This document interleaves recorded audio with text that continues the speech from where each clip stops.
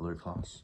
For article analysis presentation 2, I chose the article, a Forbes article, Post-Pandemic Leadership, How Managing a Business is Changing in Times of COVID-19. Essentially, the 5 things that the article sought to cover was being FI digital, being agile, being anti-fragile, being exponential, and being curious. So being one of the main points is being FI digital. So FI digital is merely just the amalgamation of the words physical and digital.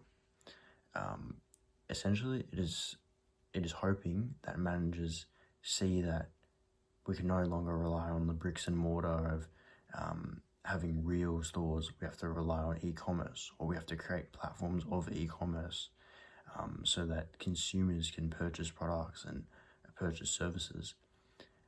I found it really interesting that there was 800 to 900,000 people that access e-commerce every single year. Over the first 100 days of the lockdown, respectively, around the world, there was 2.1 million people for which opted for e-commerce solutions, essentially depicting the need for managers to ensure that they are equipped with the appropriate tools to handle large-scale e-commerce. And I think there's a thing that's really, really important as we move forward throughout this pandemic and whatever the future may hold. Further to this, it related to class specifics, also to that of dynamic environments, scarcity, and external environments and that sort of stuff that we outlined that we went through earlier this semester. So I thought that was really interesting how the global pandemic is having such a widespread impact, not just on businesses themselves, but also on supply factors, demand factors, those sort of things.